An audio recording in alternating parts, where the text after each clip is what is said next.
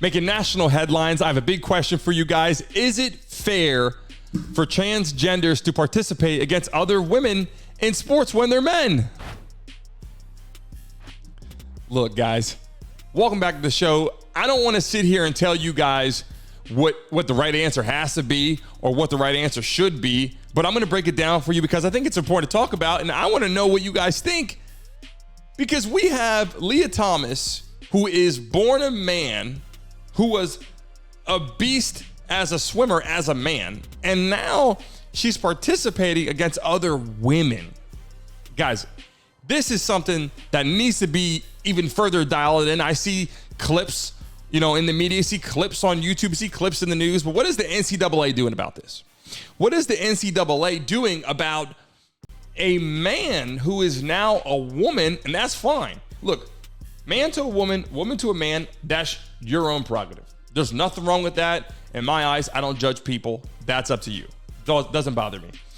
What bothers me is when you have your daughter going out there into the pool to swim, or into the ring to fight or box, or onto the field or court or whatever you want to participate against men, quote unquote. Well, let's just say this. They're women now, but they're men. And you have your daughter participating against a man who is now a woman named Lia Thomas, and she's getting smoked. I mean, realistically, I'm not knocking her. She is a great swimmer. I can't beat her. She's a great swimmer. But this is a man who is now destroying women in the pool. And it isn't hard for her because she's built different. Okay, first off, she could beat men in the pool.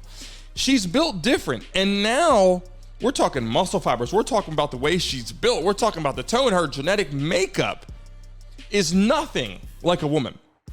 Now, again, I don't want to sit here and knock her for being who she is. The NCAA has allowed this to happen. So if your high school now changes this, your college, professional sports change this, the big question, and I'm going to take her off the screen because I don't want to make her feel bad or make it seem like it's her. It's not her. It's the people allowing this. But let's just say this. If this continues to happen and you have men, transgenders now running in track and field, running in the 100, the 200, the mile, whatever. You have men participating against women now in track and field and every other sport. How do you think it's going to, how do you think it's going to change? We have women's sports for a reason. We originally had sports and women wanted to participate in sports. They wanted to build their opportunity to play sports.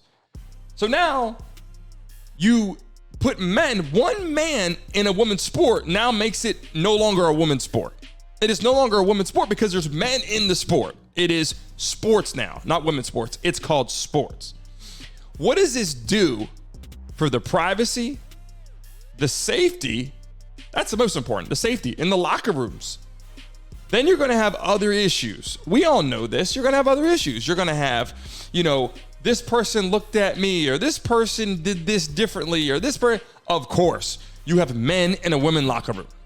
So if someone wants to accept this and approve this on their location, they have to take full responsibility and full blame and the full target on their back if they're going to let this happen.